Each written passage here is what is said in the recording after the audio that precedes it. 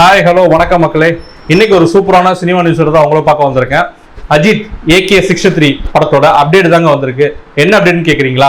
நேற்று மார்னிங்ல இருந்தே அஜித் சாரோட புது படத்துக்கான அப்டேட் வரப்போகுதுன்னு சொல்லி நியூஸ் எல்லாம் வேகமா பரவிட்டே இருந்துச்சு. அது எந்த மாதிரியான அப்டேட்டா இருக்குன்னு சொல்லி எதிர்பார்த்தாங்க. ரசிகர்கள் எல்லாருமே அது விடாமுயற்சியோட அப்டேட்டா தான் இருக்கும்னு எதிர்பார்த்த சமயத்துல யாருமே எதிர்பாராத சமயமா அஜித் சாரோட 63வது ஒரு படம் வந்து பாத்தீங்கன்னா அப்டேட் கொடுத்துருக்காங்க. ஆமாங்க, அந்த படத்தோட தலைப்பு குட் பேட் அக்லின்னு வச்சிருக்காங்க.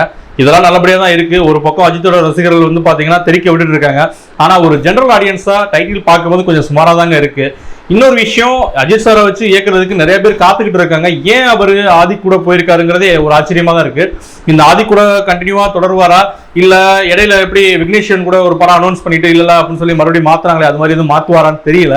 இன்னொரு விஷயம் என்னன்னா, சமீப காலமாகவே அஜித் வந்து பாத்தீங்கன்னா ஒரு கம்ஃபர்டபுள் ஜோன்ல தான் இருக்காரு. பெருசா அவரோட பிக்ஸட் சர்க்கிளை விட்டு அந்த கம்ஃபர்ட் ஜோன் விட்டு வெளியில வர முடியாது.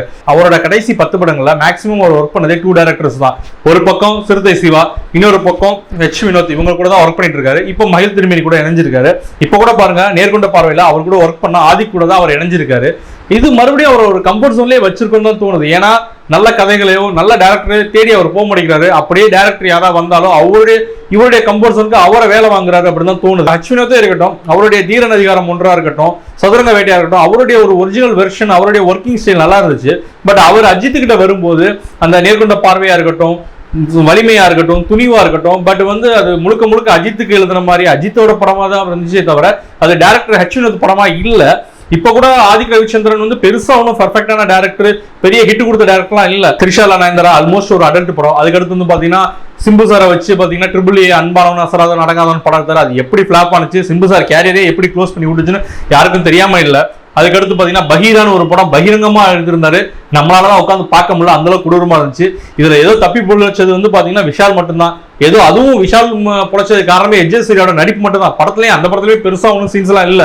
ஏதோ அந்த சிலுக்கா அப்படின்னு போட்டது எஜ்ஜே சூர்யாவோட நடிப்பு கொஞ்சம் இது பண்ணிடுச்சு. அந்த டைம்ல படம் ரிலீஸ் ஆன டைம்ல பெருசா காம்படிஷனுக்கும் வேற படம் எதுவும் இல்லை. உடனே மார்க்கெட் 100 கோடி வசூல், 200 கோடி வசூல் அப்படின்னு சொல்லி வட சொல்றாங்க. அதான் உண்மையான இது. பட் இந்த மாதிரி டைரக்டர் கூட அவர் இணைஞ்சிருக்காரு. இது எப்படின்னு தெரியல. ஆனா இவங்களையும் நம்பி படம் ஜெயிக்கும், தலை டைட்டில் சூப்பரா இருக்கு, அப்படி இருக்கு, இப்படி இருக்கு நம்ம பசங்க கீழே கமெண்ட்ல கம்ம சுத்திட்டு இருக்காங்க. ஆனா உண்மையை சொல்ல போனா ஃபர்ஸ்ட் லுக் அந்த அளவுக்கு ஒர்த்தாவும் இல்ல. இன்னொரு விஷயம், பெருசா டைட்டில் ஒன்றும் ஒரு இன்ட்ரெஸ்டிங்காவும் இல்ல, அந்த அளவுக்கு இல்ல. இன்னொரு விஷயம் என்னன்னா, நம்ம ஊர்ல ஒரு பழமொழி சொல்லுவாங்க, அறுக்க தெரியாதவன் இடுப்பை சுத்தி 58 கருக்கருவா அப்படிங்கிற மாதிரி. ஏற்கனவே ஒரு படம் நடிச்சிட்டு இருக்காப்ல, அந்த படத்துக்கே அது வருமா வராதான்னு ஒரு முடிவு தெரியல. இதுக்குள்ள அடுத்து இன்னொரு படம், வயிற்றுல இருக்க பிள்ளைக்கே டெலிவரியை காணாமா, அதுக்கடுத்து இன்னொரு பிள்ளைக்கு என்ன பண்ணலாம் அப்படின்னு சொல்லி சர்ச் பண்ணானா. அந்த கதையா தான் போயிட்டு இருக்கு. இருக்க படமே இன்னும் முடிக்கல. அது வருமா வராதா, அது எந்த அளவுக்கு ஷூட்டிங் போயிட்டு இருக்கு, ஷூட்டிங் நடக்குதா நடக்கலையானே தெரியல.